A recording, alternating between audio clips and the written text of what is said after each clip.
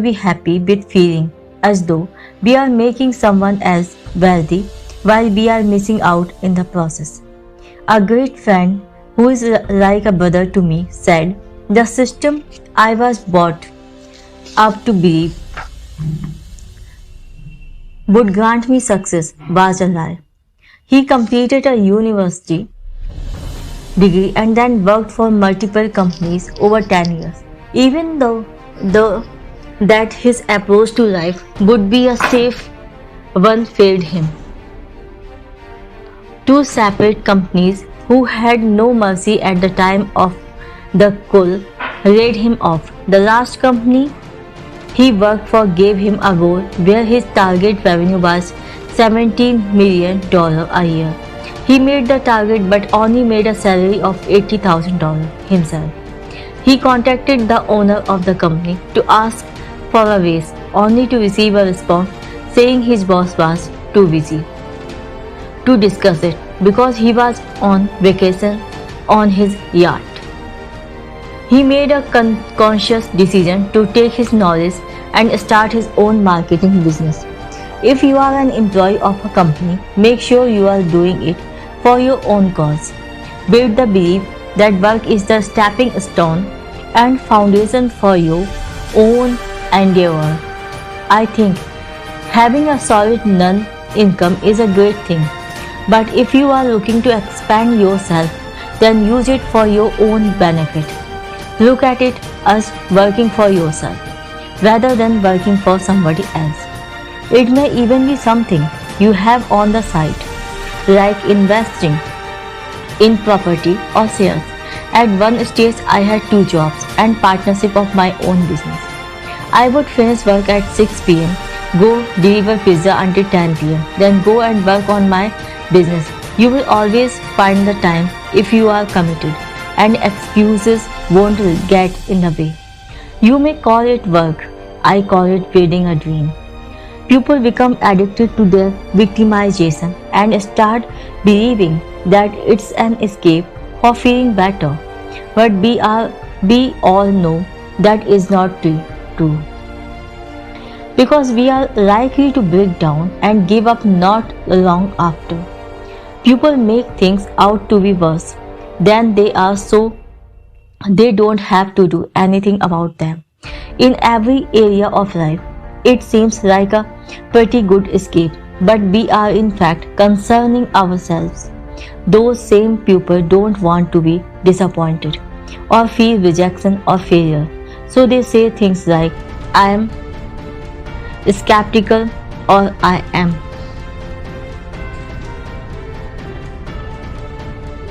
pessimistic."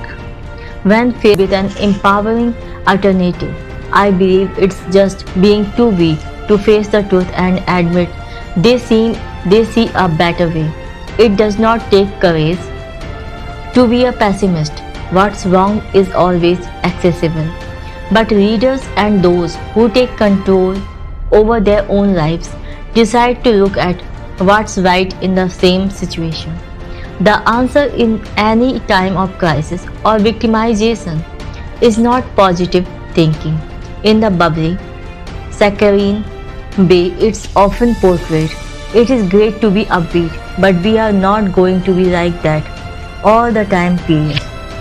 We can never be just one way in life. Different situations call for different reactions. If your house is on fire, I'm sure you are not going to be skipping down the street singing nursery rhymes. At that time, you won't even be conscious of positive thinking, but you can be intelligent. And by thinking intelligently, you can quickly get yourself together and say, okay, what am I going to do here? How can I make this better? I should start by calling the firefighters.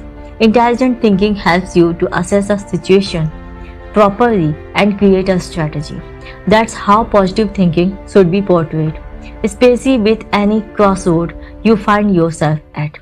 The challenge is that most people I come across attempt to think positively, but very few ever get to the core of what they are feeling or experiencing. It's always about intelligent thinking when you decide to see things for what they really are. not worse than they are. You will always find another avenue for growth. I once had an overweight client who told me that he had a slow metabolism and was big boned. He victimized himself in every way possible and made it sound worse than it was so that he did not have to face the short-term pain of hearing the bad tooth. I looked him dead in the eye and said, "No, you are obese and you need to get off your ass and run like you have never run before. Call me the bully or call me someone who cares." A few months later, I received an email from him. It was a picture of him by a hotel pool in China, where he was then working, and I must say, even I was shocked at his achievement. He thanked me dearly because all he needed was to hear someone spit out the truth, and that was enough to suit him off into an empowering direction. For his whole life, his family members and friends had covered the truth because they did not want to feel bad by telling him. That was obviously selfish and contributed to his health problem. I have trained many clients with supposed slow metabolism or who are big boned and they get fit just like anyone else.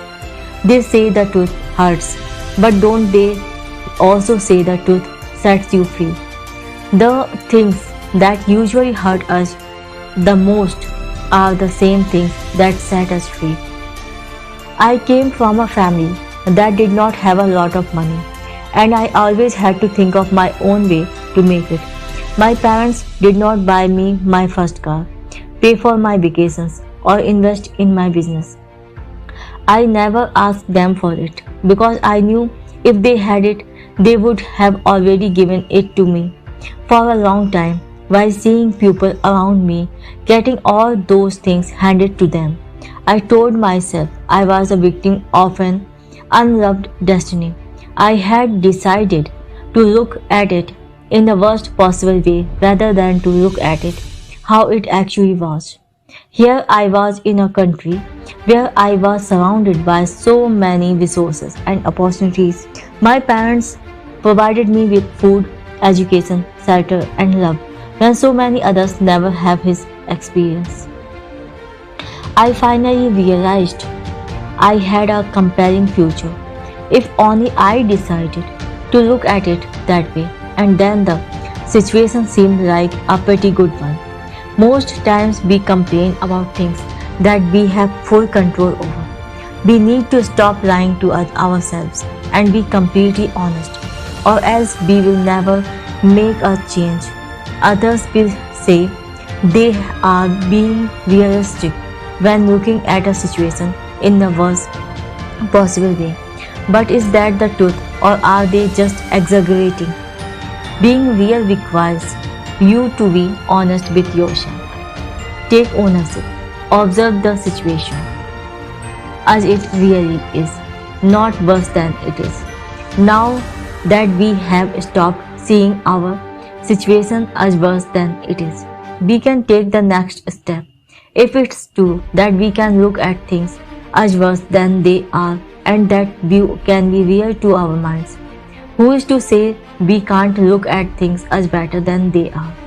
This would have just as much impact on our reaction to a situation, but for the better.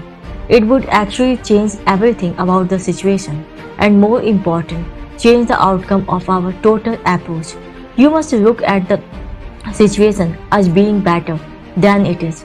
Even if something seems to be a massive challenge, if you have something great to look forward to, you will find a way to get there. Set up a compelling vision, put things into perspective, and draw out what you can learn from this. Make the vision as real as possible, and you have automatically set up another path to go on. Vision, see it better than it is. Now that you have created something beneficial to work toward, it's time to shape your vision. This calls for an action plan or a strategy that is aligned with your new outcome. Take action in order to bring that very vision into reality. Focus your decision making around it. Remind yourself of the desired outcome and become it. What would you have to believe? How would you have to stand? What would you have to remain focused on? Who could you talk to? What other action can you take to create it to be that way? Question mark. New strategy, action the way you now see it. Thank you very much for listening. This is the end of chapter 11, page number 131 of the book Who Says You Can't, You Do. Thank you. Who Says You Can't, You Do. Daniel Sidiok. Chapter 12, The Action Trilogue. Page number 132. Action, mental, verbal, physical. Something I have noticed after speaking to many people about life is the most see their physical actions as having more effect than their mental and verbal ones. I am here to smash that belief and tell you that every thought you have and word you speak has just as much power in shaping your destiny. Most do not acknowledge that everything is outsourced from their thoughts. Thoughts causes words to come out of their mouth, and thoughts are the basis of all decision making. The balance is symmetrical, but our greatest downfall is not being aware of this. We are shaping our destiny through these three types of action, and we are continually shaping our nature and beliefs. If you got offered the mind of Bill Gates, do you take it? How about the dancing ability of Michael Jackson? Question mark. Or the golf swing of Tiger Woods? If the answer is yes, then why don't people set out to learn the traits and skills they desire? These professionals must have learned to become that great, right? Surely it was not easy. The reason most people refuse to believe they can be great is that they condition themselves to believe they are stuck with the actions they have always chosen. Furthermore, they create an illusion that their previous choices and experiences sum up who they are and what they are becoming. It does not matter where you came from, it matters only where you are going. Condoleezza Rice. Take a look at those individuals who seem to have had everything given to them on a silver platter and then end up in rehab, while others who have been through the most horrific experiences set out to make the biggest impact on the world. We are not stuck with our experiences, and they do not determine who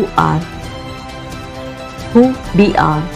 What happened does not dictate what's going to happen. A wise man once said, "Tomorrow does not equal yesterday." That said, we are and what we choose to do right now. We have an addiction to things that are words away from common sense, and that's why common sense does not seem all that common. Surprisingly, those people who use common sense are actually branded as uncommon these days.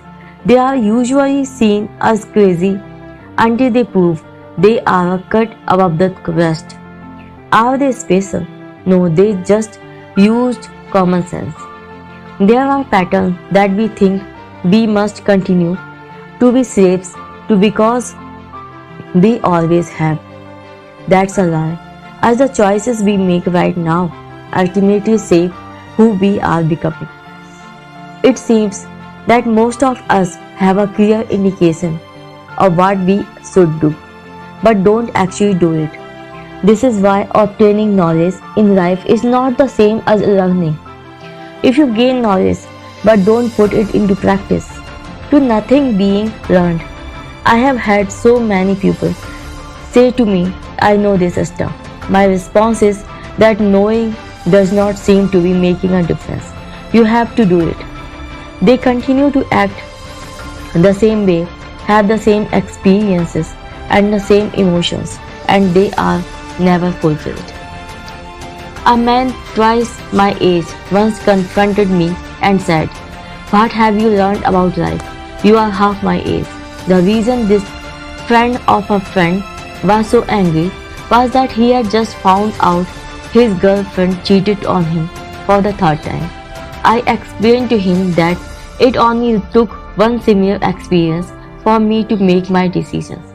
It seems he knows a lot about what he should do. But what has he learned by going back to a relationship that causes him so much pain? He has learned nothing. It does not matter whether you have had 10 experiences or one. The only time you can learn is by taking action. We must shift from thinking change is painful to thinking change is pleasurable. Basic methods of discipline might not seem to last long, but what does work is becoming addicted to something positive and new. You must exchange a disempowering addiction for an empowering alternative. Embracing this concept allows for a conscious shift and enforces real growth. It's not until we turn our knowledge into action that we achieve growth in our life. Only by this formula can you experience the never-ending cycle of self-growth. Personal growth formula. L is equal to K plus A. L is stand for learning, K for knowledge, A for action. Learning is equal to knowledge plus action. The battle.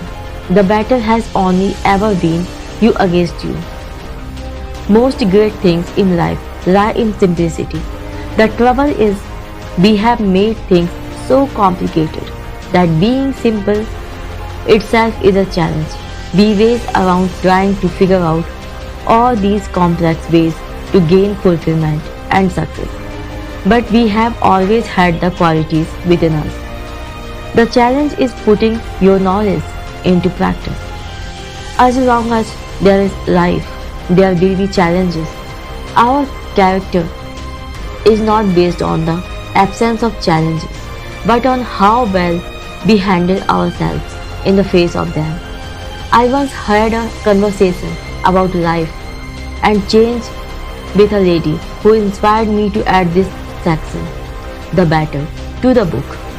It's an essential section to take note of as we were discussing all this stuff. I was full of energy and she said, "You make it sound so easy, just like other motivational speakers." I had to remind her that I was not a motivational speaker. It's one thing to be pumped up for an hour by hearing some inspiring words, but it's another thing to be pumped up for life. And that takes strategy. I educate, not just motivate. And there's a major difference. I educate people on how to motivate themselves because that's what I have done for myself. However, I thought about what she said for a second and it reminded me how hard it was at times and how strong I had to remain. It was a battle in its truest form, but by being equipped with the appropriate strategies and solutions, I was not setting myself up to be defeated anymore. Change is a challenge. It's not a mere walk in the park. The great thing is that it's a simple equation. If you want change, you have to make change, or else nothing is going to change. We seem to be obvious to it, or in some cases, we do realize this, but we are scared to embrace it. We are scared that it might have the power to actually change our life forever. Even if it is in a positive way, we still seem to fear the unknown. In order to win any battle, you must be equipped with the most powerful arsenal. The battle of the mind is no exception. Life is about learning and growing, and it's not easy at times. Who you were is more than ready to better who are trying to become. That self is not just going to give up without a fight. You have trained that self to fall into guilt or depression, along with the fear that you can't achieve. I'm sure you can help me out with the rest, but you have the power to rewire yourself. The way you physically, mentally, and verbally act must change if you want change. There is no other way through. I can only show you ways to get there and make your walk as comfortable as I possibly can. You have to go on the journey and walk your own path. I just want you to know that it is not all a bed of roses, so you can be prepared when a mental, verbal, or physical battle does come up. Don't think you are alone and submit to being the victim. Everyone who has been on this journey, achieved great things, or made massive change in their life has acknowledged that giving up would have been easier. Anyone who says that it was easy must be a superman or woman. If someone makes you believe that suddenly their whole life turned around completely and everything they knew or thought changed instantly, they are taking you for a long ride. You may never get to your destination, and you may even crash pretty hard along the way. I have seen too many people left in the dark by misguided motivational speakers or authors who are out on their own selfish agenda. We must use our intelligence on this journey. Nothing in life that is great is easy. If it was easy, then it would not be great. We would not be able to tell the difference between living an ordinary life and an amazing life. Given that it's not easy, it's not going to be a breeze. It's important to acknowledge that it's not that hard either. I have come to realize that human beings do not like problems, but we thrive when challenged, and that's what reconditioning yourself to find your truth is. The gate to life is narrow, and the way that leads to it is hard, and there are few people who find it. Matthew 7:14. In order to overcome these challenges, especially the mental ones, we need to have an army always waiting at the entrance of our mind, not so much anticipating a challenge as always ready. Every time you take down thoughts or emotions that are preventing you from excelling in that moment, more recruits jump on the board. Before you know it, the army within is far more powerful than anything else. Your worst enemy cannot harm you as much as your own unguarded thoughts, the Buddha. Think of this reconditioning process like that of a right-handed boxer who is preparing to lead with his left.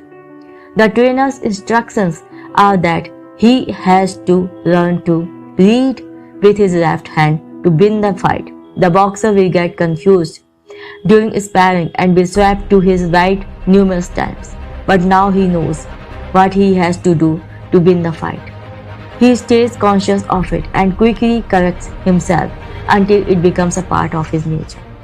Whenever your limiting side seems to be winning a mental battle, here is quick strategy to gain control again. Stop resisting. When you feel you are resisting your mind too much, just stop. Make peace with the situation and tell your limiting side, okay, you are here and I know what you are trying to do, but you will never win. Say it in a relaxed tone and nod your head as if you are certain about your comment. Think of a time when someone has tried to upset you, but you have assured them that their efforts are pointless. It's the same when you try to upset yourself. Your limiting thoughts will eventually pass by doing this. Right. Another point is write. You must write down how you feel. When you feel great, write it down. When you feel upset, write down how you can turn it around. You can always go back to when you felt great and read that again. As you are probably aware, the times that we have resistance building up within ourselves are the same times that everything seems to irritate us. It could be an issue we have with a friend, a partner, or a job. It's not until we get it off our chest that we feel free again. The same goes with resisting our thoughts. Get them out and write them down. Mental action, all in the bin. Men get rich by doing things in a certain way, and in order to do so, men must become able to think in a certain way. A man's way of doing things is the direct result of the way he thinks about things. Balance the battle. Once you become aware that every thought you have is shaping your destiny and recreating your reality, you have won half the battle. The best way to come to terms with this is to take a good look at the thoughts you are having. Notice the pattern with experiences you have had and continue to have. Check whether your thoughts are making you act in a certain way and attracting certain kinds of experiences. Once this is done, you will almost always see a pattern that can be broken. We are usually just reacting to our environment on automatic. We feel as though we have no real control over our experiences or how to think when a challenge arises. The truth is, we have always been in control of which direction we take, and until we take full accountability for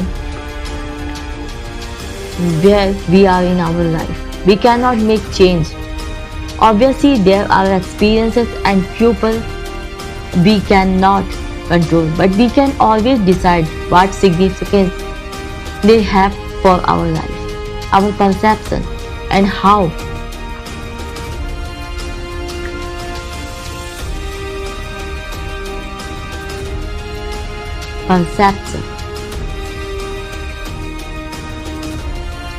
we react to them.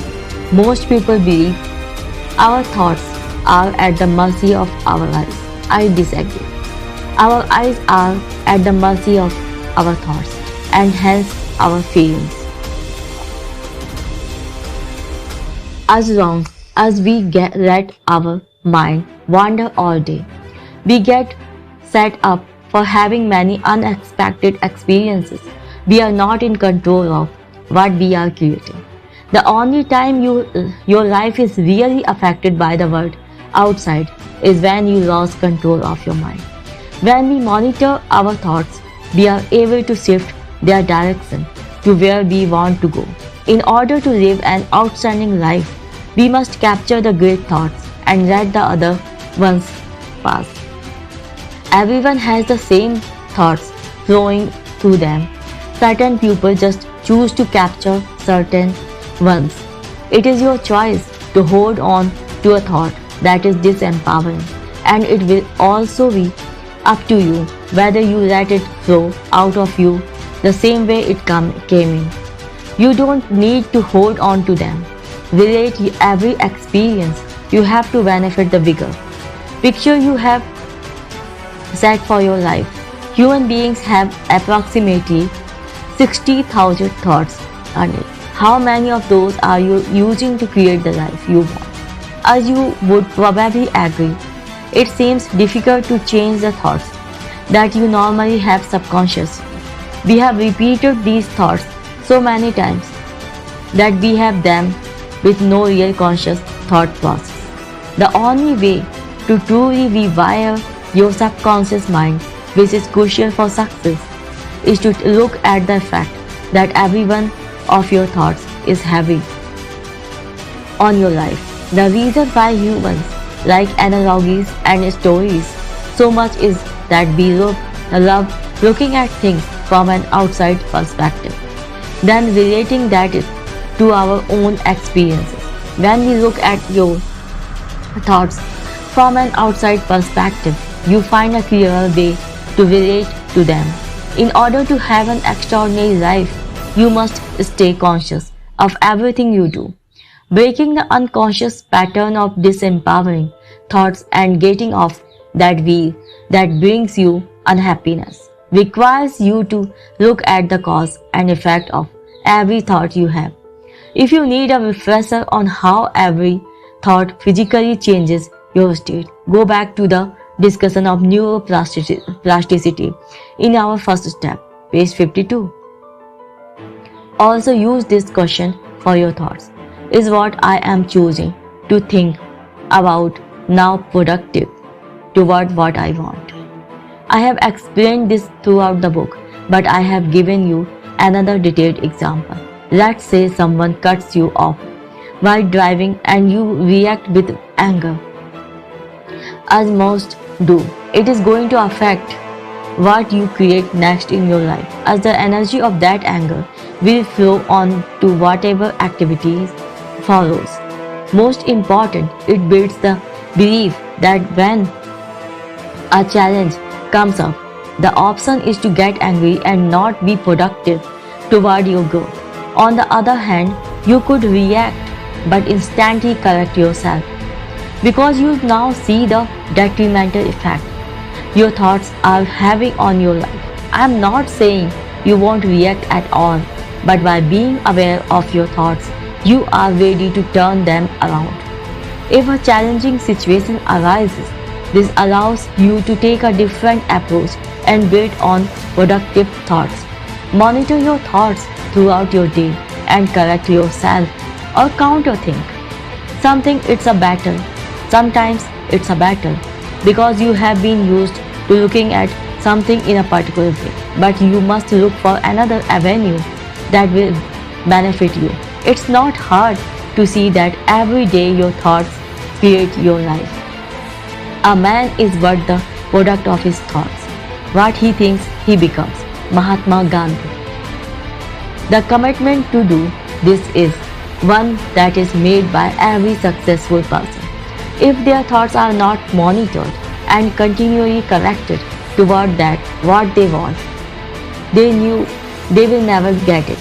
It comes naturally to some, so a lot of time they might not even realize they are doing it until questioned deeply on the topic. For others like me, it is something we learn to do.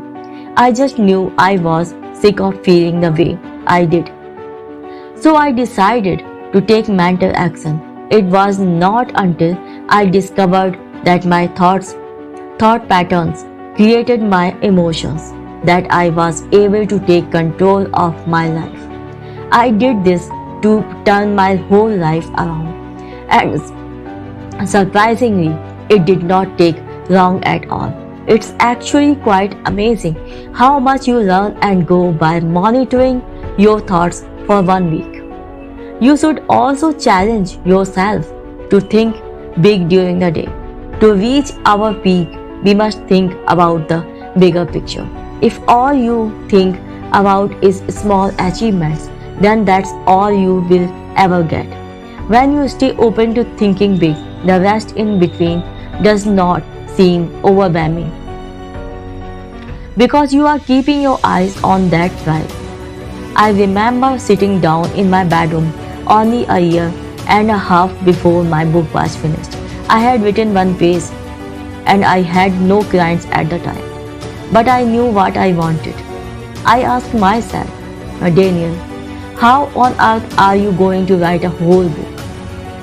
Every time I would begin to stress over the number of pages or begin to think about not being able to put my ideas on paper, I would fight it. I had never written anything in my life besides a few literature projects at school that I had completely forgotten about. I would block out the negative thoughts, which, with as much power as I had, I continued to reassure myself that it was going to happen.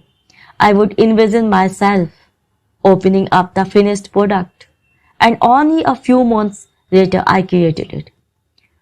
The ideas and words of the book just flowed. I would meet people who were in search of coaching, and I began attracting all the things I had remained focused on. Realistically, there is only one way to change your life. Change the way you think. Thinking about the end result also has a funny way of cutting time. Even the smaller steps are achieved at a much faster pace. After a week or two of staying focused on the bigger picture, you will notice the massive growth spurt that was available to you your whole life. When you think on a large scale, ideas will flow to and from that direction.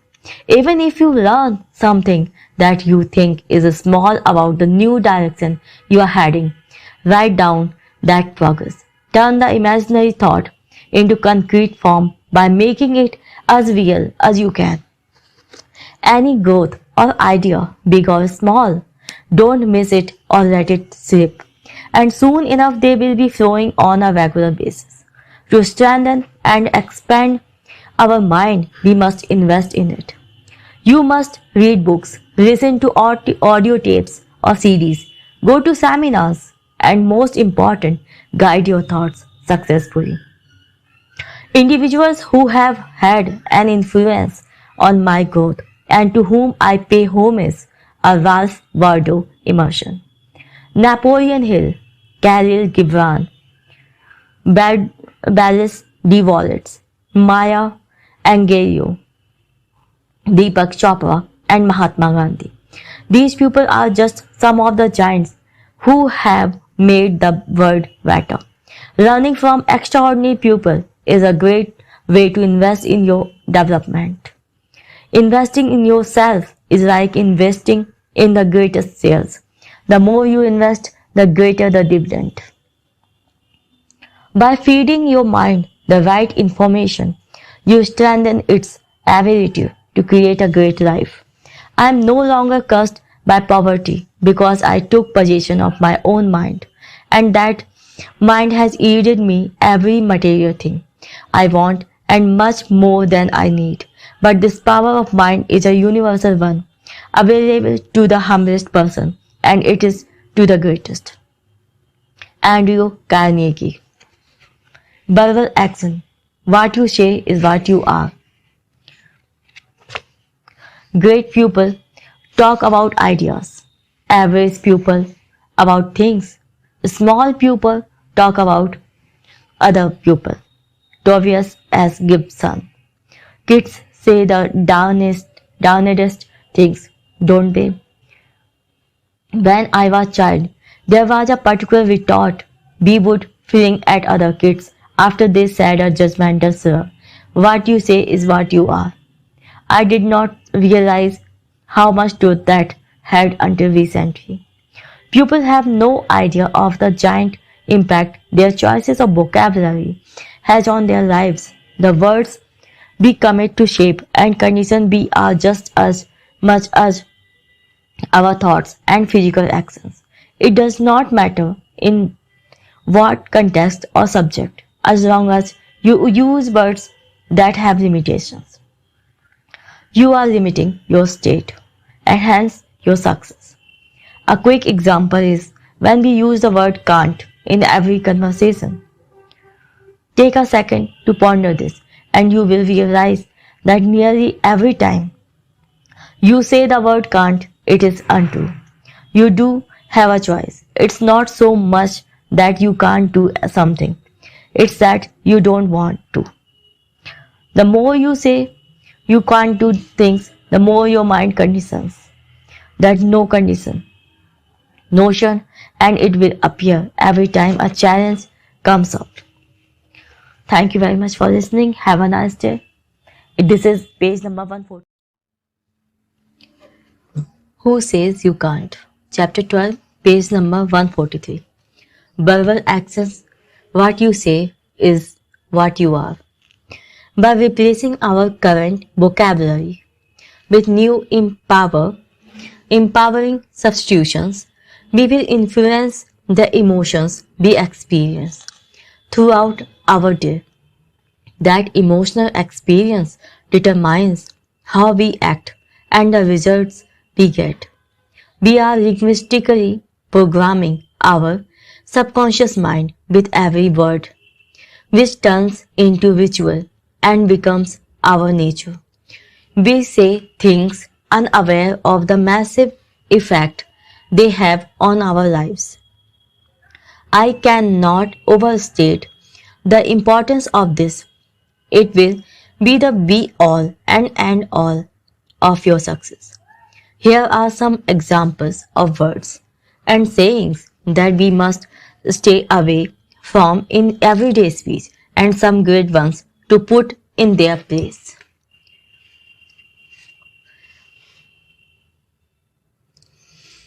Third step, the system of achievement. I could never do that.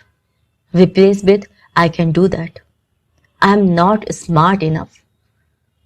I am infinitely intelligent, have the resources and will learn.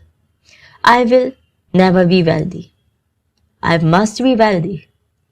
I am always sick. I feel great. I am too fat. I want to be fit and healthy. I am unattractive. I am beautiful. If I start my own business, I will fail. Replace it. I will do whatever it takes to succeed. I can't earn more than my parents. I can earn more than my parents. I am a loser. I will win. I can't be bothered. My existence is energy. I am too tired. I must demand an energetic state now. That's really bad. What's a great about this? That's impossible. Anything is possible. I feel drained. Replace it. I am a powerhouse. I can't. I can. What a coincidence, or what luck, cause and effect. Maybe one day I will make the day. Hopefully, I am certain. That's too hard. I love a challenge. I will do it later. I must do it now. I am over. I am just getting started. What if it's not happening now? So don't worry in advance. I should have replaced this line with I did not, but I am in control of myself now, which means I can. I will try, do or don't do. I hate my life. Love is life. I wish I was happy. I choose to be happy or not. He is lucky. He is successful. I hate him or her. Replace this line with I love myself enough not to hate. I hope something bad happens to them. I wish the best for them, which means I will be blessed. I hope I get there. I know I will get there. I won't find that person. I have faith and I will make sure I do. I need that. I want that. I'm okay, not bad. Replace this line with I'm great. I don't know. Replace it with I will find out. There is nothing I can do about it. Replace this line with is there really nothing I can do about it? The first sets of words are all limiting by habitually repeating them. They are causing you to never get past those views. The second words in bold are empowering and will benefit your life. It does not matter how hard it may seem at times. You must replace words that have no benefit for your life with empowering substitutes. When an athlete is playing poorly for his team, does the coach leave him in the whole game? If he is a good coach, he will take him out and put someone in that will enhance the team's success. You must coach the birds and you commit to strategically. Another myth I would like to clear up is the concept of being jinxed. We are taught to believe that if we say things that will benefit our life, we will jinx ourselves. I am sure you have heard this outright lie throughout your life. The power of it really occurred to me when I heard my friend repeating how well he was doing to do on a written test that was going to ultimately determine the grades he received for his last year at university. His father overheard him and said, I would not be talking like that. Son, you don't want to jinx yourself. That sounds absurd, doesn't it? But just think how many times you have heard that and, more important, submitted to that belief. Some people see it as a way of being less disappointed if the worst happens. Exactly if. Why on earth would you predict the worst possible outcome? Why would you worry in advance over something that is not real even? Where is the intelligence in that? Realistically, does it lessen the disappointment? The reason that some people never achieve what they want is that they lack self-belief. What hope do you give yourself if you are too scared to have faith and believe in your ability to begin with? It does not matter if you are using restrictive words in a joking manner or in a serious or destructive manner. They all have equal effect. Only use words that have power to help you grow. I can, I will, I am, and I must. These words make you feel great about yourself. For a brief moment, think about how many conversations a day you are involved in. Now,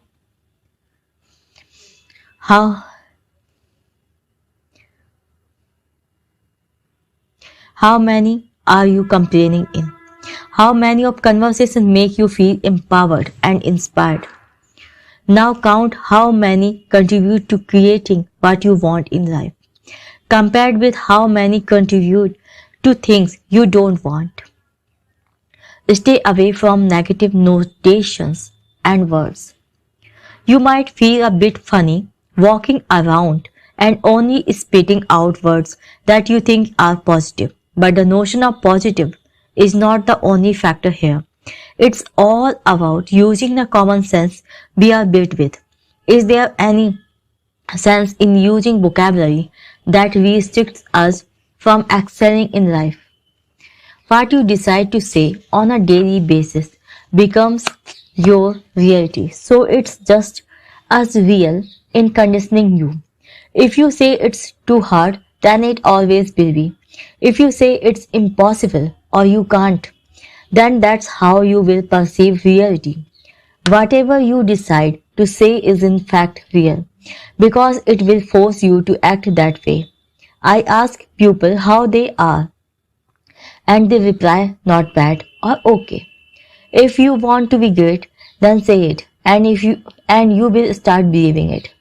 I would be focusing on why I said not bad in the first place and immediately do something to turn it around. We must train ourselves to speak with powerful, inspiring, and productive language. By being aware of how powerful language is in shaping our destiny, you can now watch the pattern with those who use limiting words. Look at their whole demeanor. Notice how miserable their day is and how unproductive they usually are in moving toward any real visions.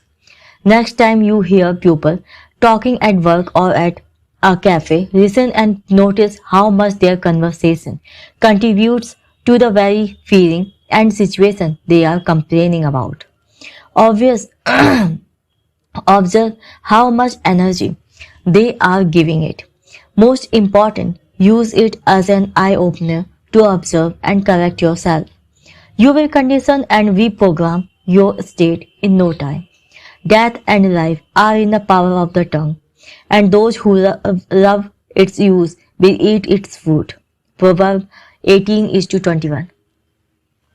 Do you think the most successful people or those who add value to the world waste their day discussing irrelevant things? You bet they don't. If you want to add value, talk like it. If you want to achieve at your peak, speak like it. And if you want real success, surround your conversations with it. Hype it up so much to yourself and those around you that you know you have to deliver. People say talk is cheap, but what I think they mean it.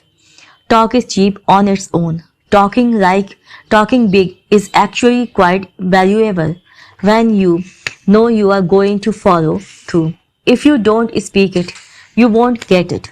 If you don't talk like it, you will never be it. Physical action. Small steps are massive progress. A journey of 1,000 miles begins with one small step. Lao Tzu.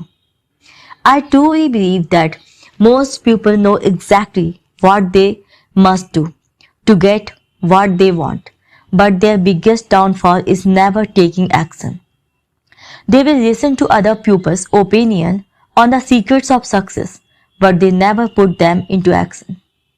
What they don't realize is that the secret is in doing. Only then will they understand how the concepts they have learned actually work. The strategies in this book create extraordinary lives, but even they are useless if they are not practiced. It's those who act that get rewards instantly. Even if you get just an inkling that something will be beneficial in the shaping of your life, you must act. Those inklings usually turn into great satisfaction, even if you commit to doing 5 different activities that are only 10% a week better than what you normally do. That increase in performance will vastly improve your life. You don't have to be great to get started, but you have to get started to be great. Les Brown. It's obviously one thing telling yourself to get up and take action toward your growth. But as we all know, it's another thing actually doing it. Do you have ever those times where you really want to do something, but your mind gets so bogged down with ideas and things to do that you just seem to stand still? It was happening to me while I was writing this book, and I knew other people would have gone through the same thing. All these ideas seem to flow, but it's a lot easier to just think about them rather than actually doing them. We have all these great ideas for our business, sorting out our finances, schooling, and our relationships, but we never seem to act. Why is that? It's because most of the time we are collecting so much information that it almost feels unrealistic to see them all through. The amount that we have piled up scares us, so it's much easier to run rather than face them. We say things like, I will do it later, or it can wait until tomorrow. Do you really get it done later or tomorrow? Question mark. By the time you have piled up all these things to do later or tomorrow, you are going to need a day to transform into a year. Then you will find absolutely anything and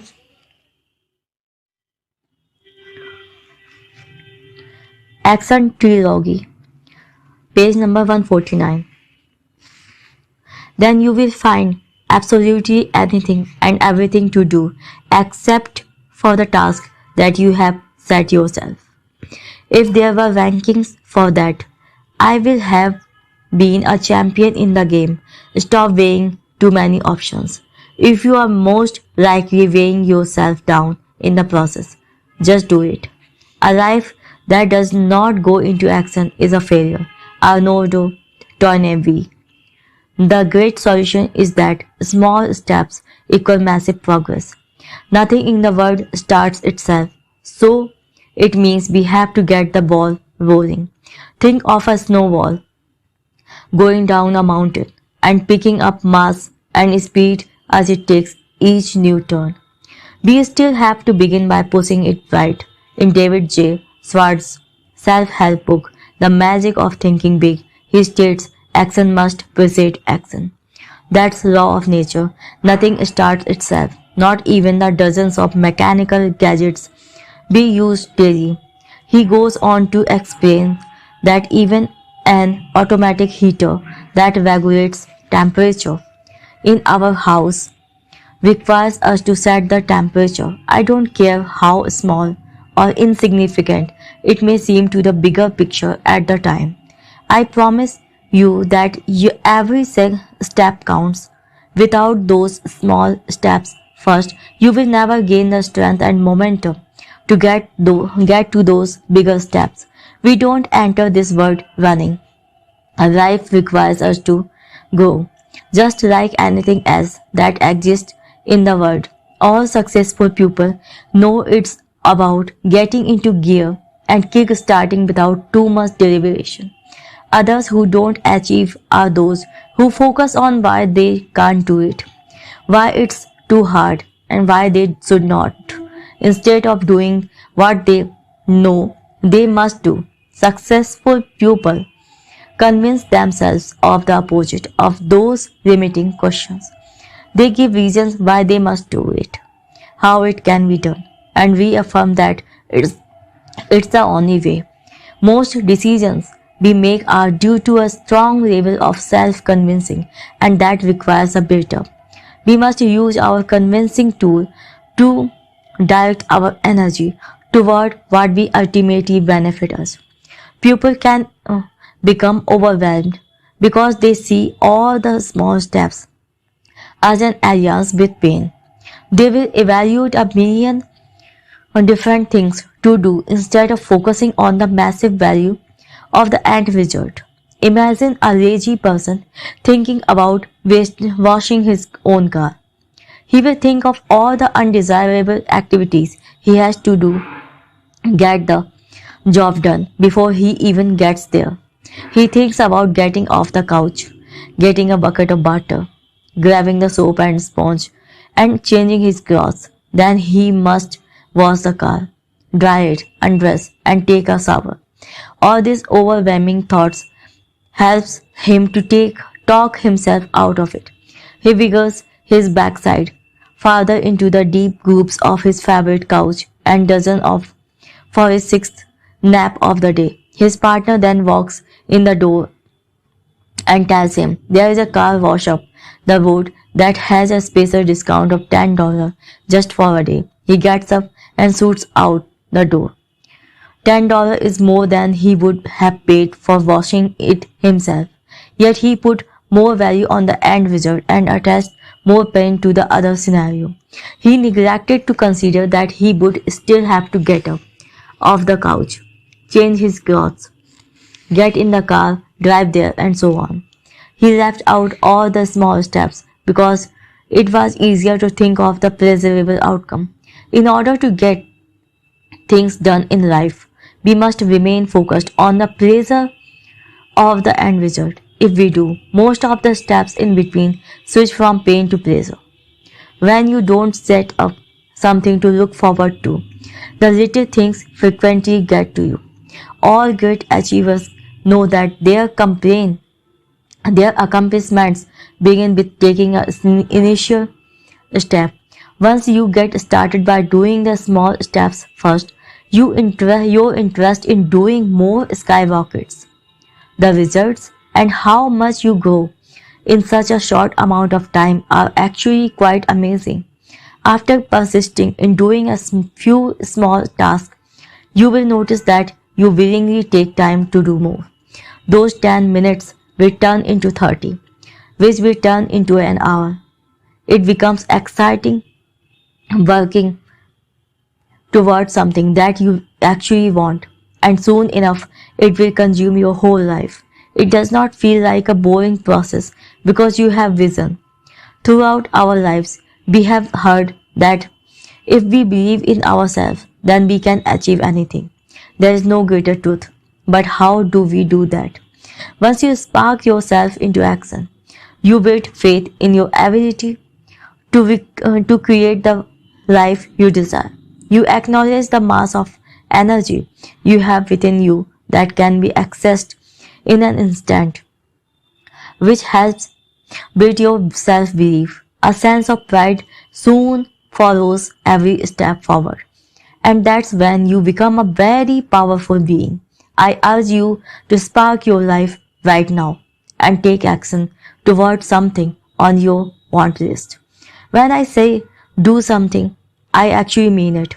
Send on an email, make a phone call, go and get a browser, speak to someone, inquire on the internet, go and get the materials, book a dance lesson, write down an idea that you thought of. Absolutely anything. A superior man is modest in his speech but exceed in his actions. By Confucius. The main message I'm trying to get across is that if you think something as small as making a phone call is insignificant to the bigger picture, then you have automatically gone back into the majority. Seriously, how do you think these great achievers did it? Where do you think they started? You must take action every single day toward what you want, no matter how small it may seem at the time. Do at least one thing each day. Make sure you recognize the progress and be proud of yourself for doing it. Each day's progress means you are one step closer than you were the day before. And then after a week, that's great improvement. The small steps you take now determine exactly what your outcome will be. Sometimes you are only a little bit off, and directing those steps intelligently in everyday life will make a world of difference. There was a day when I was faced with a mental battle. I was considering whether I should continue fighting for my dreams. To reassure myself, I kept repeating, it's all going to happen, referring to the bigger picture I had set for my life. But then I stopped. It was as if someone said to me in a loud voice, it's not all going to happen. It's already happening. I'm in the process of creating my vision with every step I take. There is no real end or destination. The growth is consistent and never ending. Where do we stop? Our vision don't just come one day. We contribute to creating them every day with the actions we commit to. Success is the journey. Everyone is too concerned with what they are going to do instead of what they are doing. Task. Go and take action right now. Anything at all. Just get it started. And push that snowball down the mountain. Do not read on until you have completed at least one thing. It does not matter how small.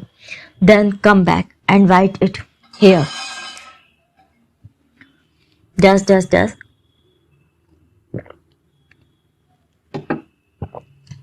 It's also great to set short-term goals, but keep your eyes on the bigger prize. The small steps will light you up as you keep your eyes fixed. You will be far more empowered to take them when emotions around the bigger picture are produced. Have you ever been driving on the highway when the speed limit reduces to almost half because of construction? It goes from 100 km per hour 60 mph to 60 kph or 37 mph. How slow does it feel? It almost feels like you are crawling, doesn't it? You then wait in anticipation for the end of the construction so you can zoom off again. On a suburban road, however, that reduced speed is the normal speed and hence feels quite normal. So why does it feel so slow on the highway? Once you have been driving at 100 kph, there is no way you want to go back to feeling like a snail. Once you speed up your life, you will never want to go back to the way you were. Every time your action starts to slow down towards things you want, your awareness will immediately remind you to speed it back up. And don't be disheartened if you don't hit a target in the time you set. It's happened to the greatest. It will come if you continue to persist. Funnily enough, it usually comes when you are ready for it. whoever warns these gifts to us is very intelligent, and most times I have been thankful for them coming after I would have initially liked them to. I noticed that if certain things had come my way when I really wanted them, I might not have been mentally or emotionally ready. Does that mean I did not do everything I could to bring them about? No, of course not. I took action every day. You have to build and stick to the belief that no matter how long it takes or what it takes, I am going to get there. You don't have to see the whole staircase. Just take the first step. Martin Luther King Jr. State of peak psychology. Body language. Are you aware of the enormous impact your body language has on your life? In order to build confidence and get into a state of certainty, your body must align with your new thoughts and vocabulary. When you complain about something, you will notice all your shoulders. You may even be someone who has a fall on your face. Some people I have met would actually strain muscles in their face if the thought of smiling came to mind. It's as if there is a single grey cloud hovering over their head, raining while the sun is shining all around. Okay, let's do a little exercise right now. I want you to push your shoulders back and sit upright. Come on, straighten that back. Now put on the biggest smile on you possibly can. Don't read on until you do. How did you feel when you just did that? Ridiculously stupid. Did you feel more in a control? An increase in confidence, more enthusiastic, a state of happiness? Or are you laughing because you can't believe how quickly your mood and psychology can change from a sudden shift in the way you hold your body? Your body language assists in creating your emotions.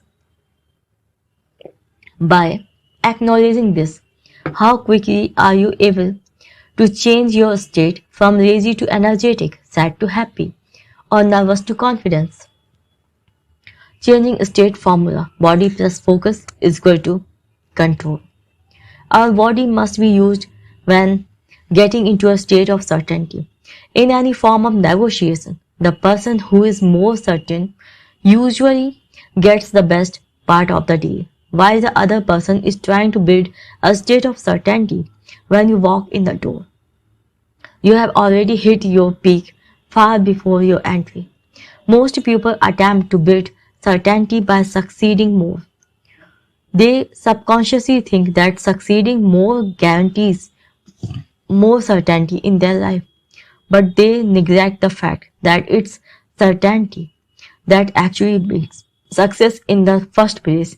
All successful people live by this, and unfortunately for others who don't, their dreams will go untouched.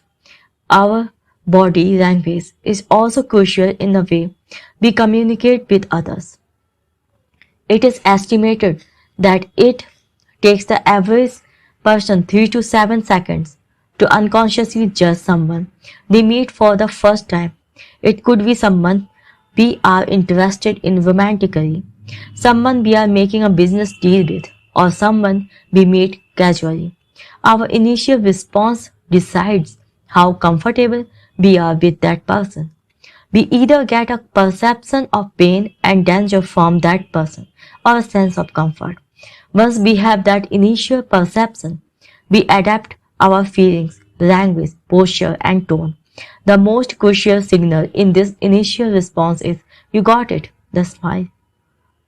The smile. The mouth area is the first impression we get, and a smile signifies a happy, friendly demeanor. There are two types of smile, the genuine smile and the fake smile. I know you know what I am talking about when I say the fake one because you notice when others are doing it. Well, guess what? They see you too. A genuine smile consists of using the upper muscles of your face as well as your mouth. A fake one usually consists of using just the mouth.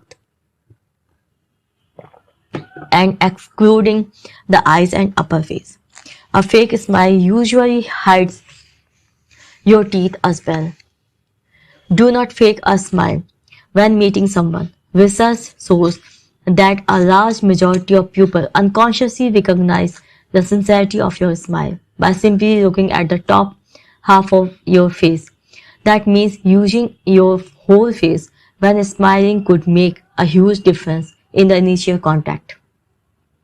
The psychology of a smile is also remarkable. When you smile, your body releases endorphins, which send a message to your brain. That message is to feel good, confident, and satisfied. If you genuinely smile right now and try to bring forth sad emotions at the same time, you will notice it's extremely difficult. As babies, we learned to smile when someone else smiles at us. So that is programmed with nearly everyone you come in contact with. This means when you smile at someone, they smile back, which then release endorphins in their body. Voila! The unconscious message they receive is, this person makes me feel great. That also means when we smile to ourselves, it makes us say, hey, this person makes me feel great. You will notice the power you have in creating and controlling your own emotions, even in times that could also be distressing. This is what abundant people do too. Shift their outlook immediately and create a clearer mind to find a more beneficial avenue to focus on. I spoke to a guy one day whom I had not seen in a while. I asked him how work was, and before I knew it, I was bombarded with complaints. It was like he had been waiting for years for someone to ask that question. His tone dropped. He sounded drained. His shoulders slouched. He frowned, and he was in a state of hating life. I knew he had planned a vacation with a few of my friends. So I decided to shift the subject and ask him about that. It was as if the sky had just opened up and the sun shone right on him. His whole mood shifted within a second. He sat upright. His tone was stronger and more confident. He began to smile and his whole demeanor changed. It was as if I was talking to a completely different person. I decided to point out to him what I had just done, and he was pretty surprised. It's so simple, yet it usually flies right under our radar. I told him to take that same body language to work or use it when someone asked him about work, and it would enforce a different mood. He called me 2 days later and said he had the best day at work in 6 months. He finally realized it was the attitude he was bringing to life every day that was affecting how his day was panning out. He was always in control of how he perceived his day. He just needed someone to make him aware of it. I'm sure you have met someone who is successful in life. So I want to think back for a second. I don't mean successful in just achieving. I mean in all areas of life. I bet they did not talk in a voice that sounded depressed, have their shoulders forward, their head down, or their feet dragging. They were energetic, confident, shoulders back, head up, a strong tone of voice, and certain. Don't be a fool and think you should only hold yourself like that. When you are successful, holding yourself like that initially is what creates success. That's what makes a leader in life. And the way you carry yourself every day is crucial to success. The petty thinkers mope around and only live because they were born. True winners acknowledge they were born to live. The balance. As with anything in the world, life requires balance. Without balance, things seem out of their nature and don't function properly. Doing too much of one thing without doing other things to balance it out usually results in burnout. If you have ever really gotten into gym training, you will have noticed that if it does not seem to last too long unless you have a balanced life. If all your focus is on your body, then other areas start to falter. You may have a great body for the next 2 years, but then the other areas of life seem to weigh it down, and you can find yourself back where you started. That is the same for everyday life, every area of our life. It is also crucial to have balance when it comes to your action. I know we all cross paths with individuals who go around talking themselves up and say they are going to do great things in their life. Yet 5 years down the track, we see no progress. We must attain a balance between how we think, the words we say, and the physical actions we take. If we say something but we think otherwise, we will never be able to create the way we say it. If we physically act a certain way, but we do not speak like it, then we cannot create it. If we think in a particular way, but we don't act or speak like it, then again we cannot create. You must think success, speak success, and act success, and then your gift to create will absolutely astound you. Once this balance is accomplished, your growth amplifies immediately. If it's just positive thinking that you believe will change your life, think again. If you don't act accordingly, you are never going to get what you want, are you? We get a concept in our mind first, but we create with the balance, the mega state challenge. Further in the book, it's crucial to gaining this balance. It also helps in mastering our emotions, which are the basis of all decisions we make. When we align our mental, verbal, and physical actions toward what we want, we create the way we intend. Thank you very much for listening. Have a nice day. This is the end of chapter 12, page 158 of the book. Thank you very much. Who Says You Can't, You Do by Daniel Shediac. Chapter 13. Fear, Friend or Foe? Question mark. Too many people are thinking of security instead of opportunity. They seem to be more afraid of life than death.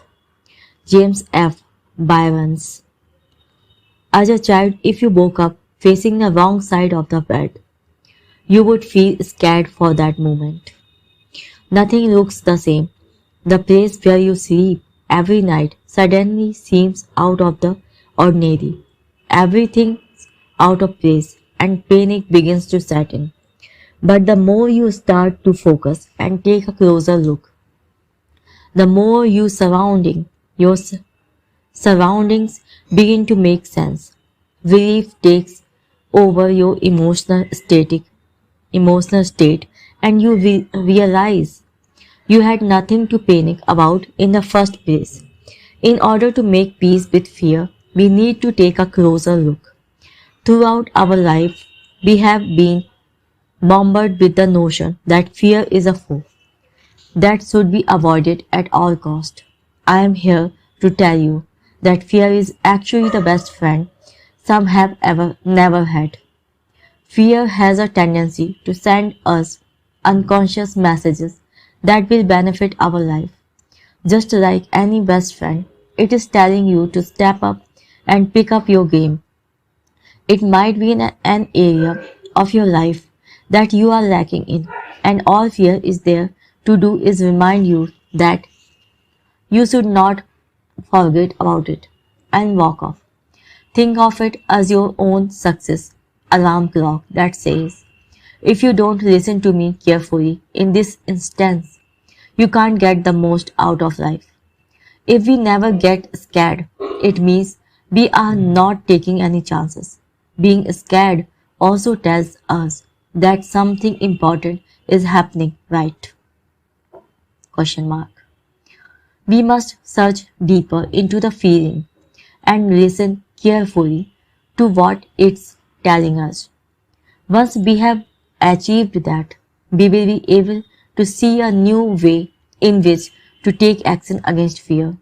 The more we attempt to eliminate fear instead of using it to our benefit, the more it feels like trying to put out fire with gasoline. This creates more fire and more fear. As I was writing this book, I was scared that my writing was not up to scratch. There was a period when I thought I was losing my touch, and it began to worry me, knowing that I had to quickly question this feeling. I began probing. I discovered that I was feeling fear of not knowing whether this would resonate with people from all different walks of life. I wanted it to be adaptable to everyone, regardless of financial, religious, and social position. I knew that I had to align myself with fear, and just as any good friend does, it reminded me when it was time to raise my standards. I went to people from all walks of life and gave them the same section to read. It was a chapter on questioning, and it seemed they were all fascinated. That was the power of getting to the heart of my feeling. Fear is looking at something with the worst possible outcome. Is someone really scared of snakes, or are they scared of getting bitten by a snake? Do they fear the tall building, or do they fear falling off the tall building? Are they really afraid of venturing into business, or are they afraid of failing? People are only scared of an outcome that is imaginary. The three initial questions I would ask are: first, what am I really scared of here? Rather than thinking I am scared, how can I view this differently, and what new beliefs would I have to implement in order for it to benefit my life? Would I have to believe that overcoming this fear is the only way to get the most out of life? How can I use this to take action and help myself grow? Again, it is a process of deep questioning rather than just accepting. This is how we grow and exceed our expectations. Let's say you have made an important appointment to be somewhere at 3 p.m. on Monday. When the day comes, you hop out of the shower and realize it's already 2:40 p.m. Fear starts to kick in because you just missed the bus. All the positive thinking in the world is not going to help you if the next bus comes at 2:55 p.m. So you now use the knee-jerk feeling of fear to support your action. You call the local taxi service and off you go. Your fear has taught you that next time you should plan better. This is a basic example, but one that seems to be very common in our society. In a sense, if we don't align ourselves with fear in everyday life, we will never learn, and we all know that learning equals growth. Don't resist fear, embrace it. You gain strength, courage, and confidence by every experience in which you really stop to look fear in the face. You must do the thing which you think you cannot do. Eleanor Roosevelt. You must give strong reasons as to why you want to overcome a particular fear. This will add purpose to its accomplishment.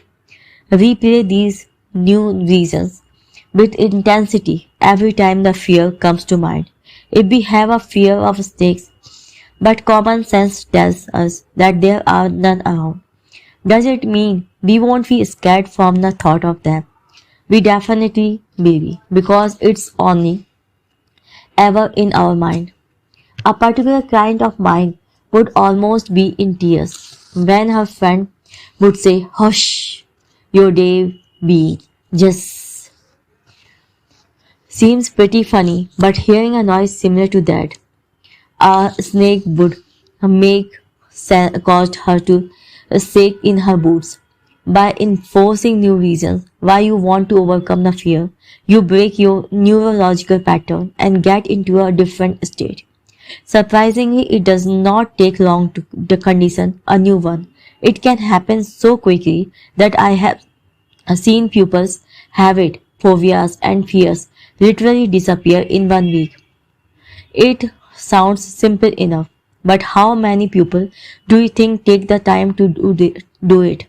Not many, I can tell you, or they will repeat. This stuff does not work because they don't believe how quickly they can turn their life around.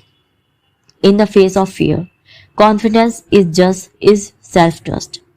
The only way to build trust in your ability is to face and overcome your fears.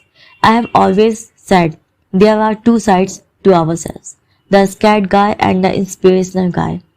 The scared guy is the weak one, and in the face of a fear, he will tremble, think his life is about to end, and look for the closest exit. The inspirational guy is trying to help you and will say, "You are not going anywhere, you are coming with me." He will drag you if he has to and make you stare at the fear straight in the face. The question is, how do you empower and grow your inspirational side and weaken the other one? We must counteract fear in any way possible. We all know that when we are feeding a baby, we don't shove two sticks down its throat to ensure nourishment. The aim is to build your strength, so act as soon as fear shows itself. But don't kill yourself in the process. Let's look at a treadmill. For example, most would initially see running on a treadmill as being painful, too hard, embarrassing, or a waste of time.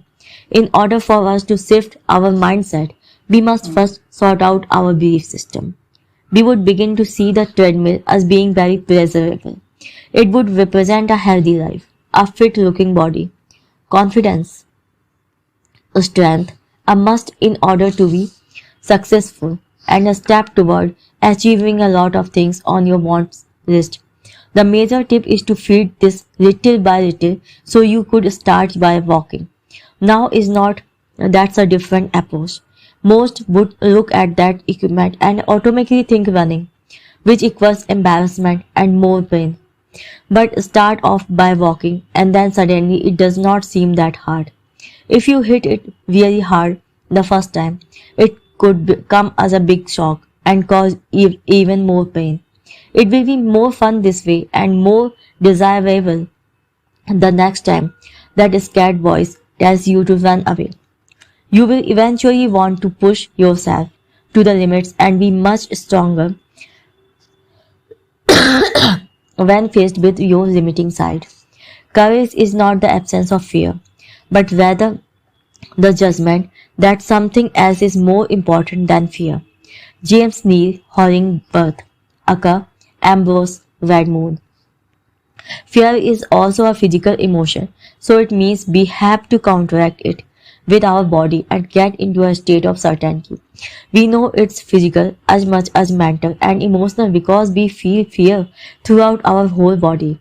You must get really physical and loud with yourself when encountering it. This rule can be applied to any fear we face, as we must learn to drag out the strength that lies within us. It's never a question of whether your strength is there, but whether what you do to drag it out. As time goes on and you begin to feed your strength, you will notice that you become fearful.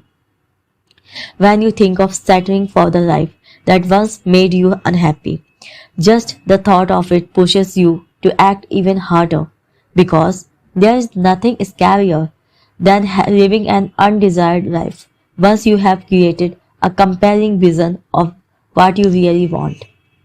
First, ask yourself how you have overcome fears in the past. What did you do? Whom did you talk to? Who else has been in a similar situation and gotten through it? Second, shift beliefs around the certain experience or object. Add value to its accomplishment and make it pleasurable. Third, stay focused on the desired outcome. This will turn your fear into excitement.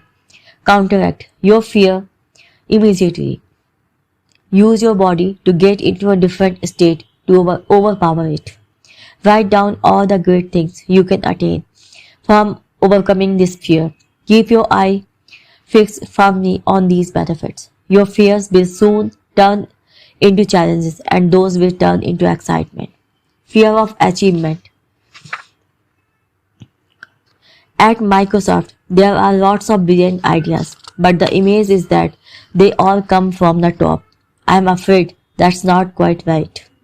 Bill Gates. I have heard so many people talk about top athletes, people who are worth a massive amount of money, or those who are in great relationship. They say things like he was born to be a golfer, or she has always been a smart businesswoman. I know because I used to join in those conversations.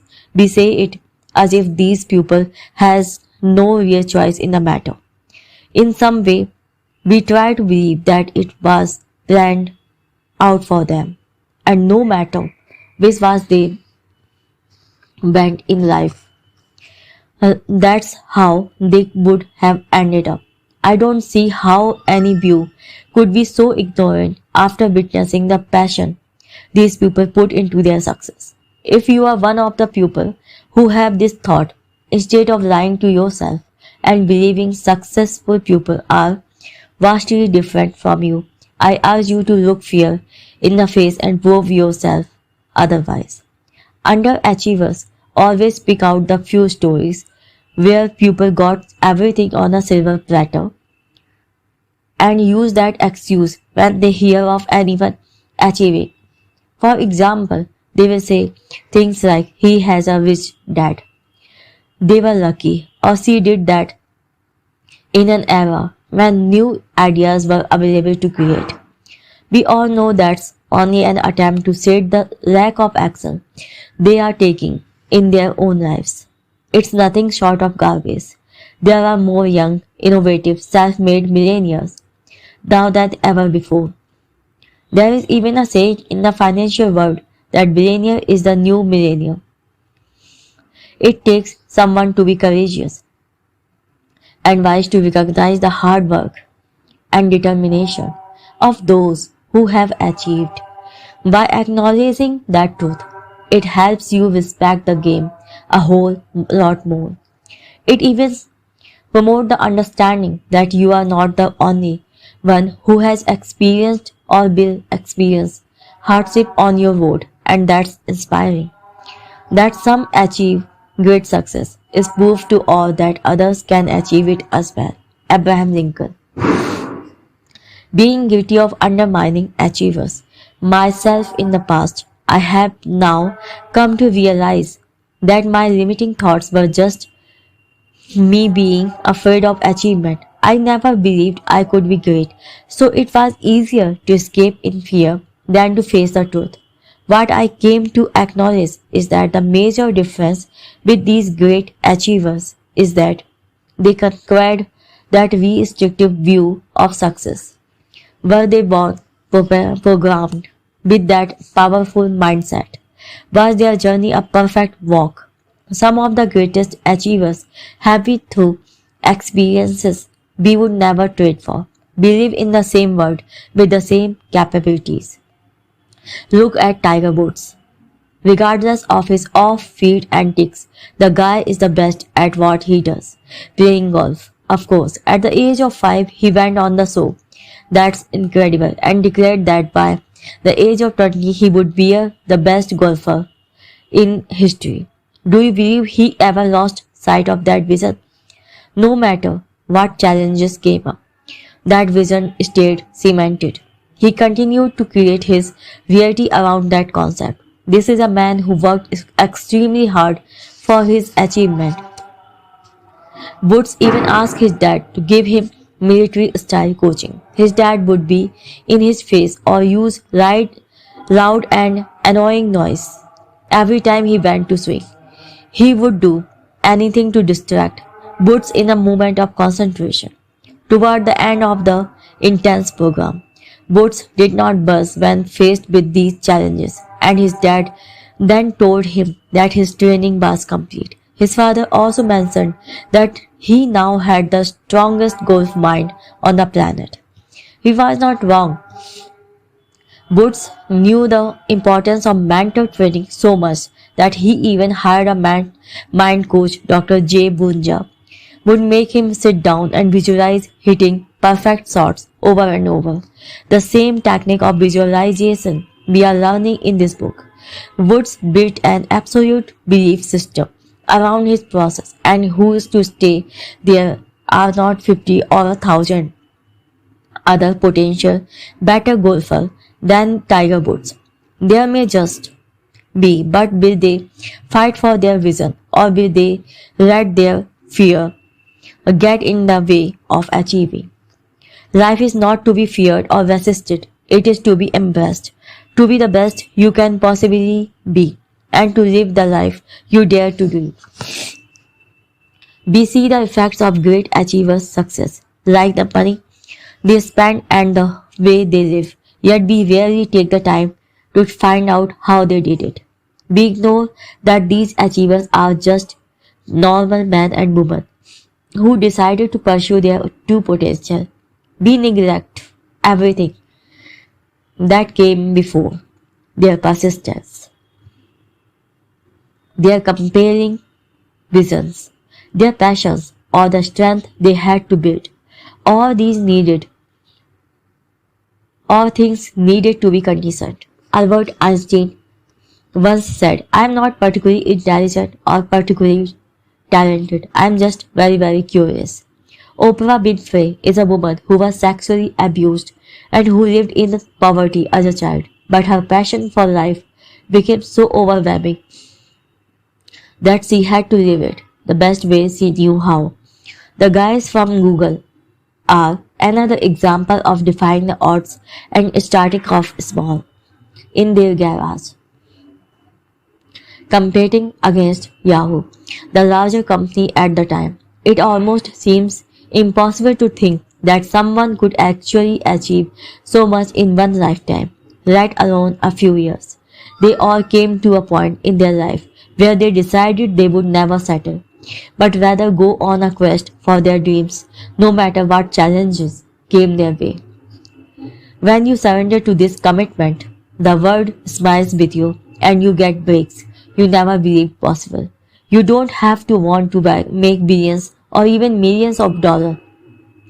It is entirely up to you. It's whatever makes you happy. Just understand that taking a chapter out of the book of some of the greatest is the best start to obtaining what you want. I have researched and met some of the greatest succeeders I know, and there are patterns this book is based on. Those very patterns. They are stopped thinking, speaking, acting, and believing that they had no purpose in this world, and began learning how to add value.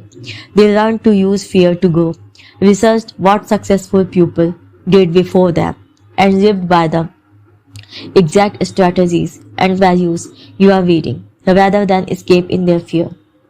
Appreciating other people's success is vastly important when enhancing our own.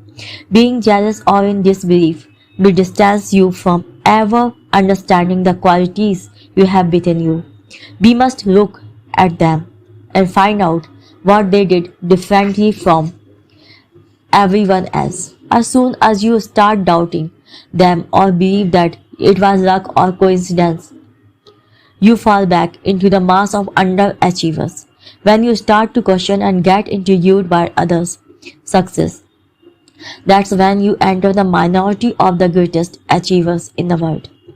Every person who wins in any undertaking must be willing to cut off sources of retreat. Only by doing so can one be sure of maintaining that state of mind known as burning desire to win, essential to success. Napoleon Hill.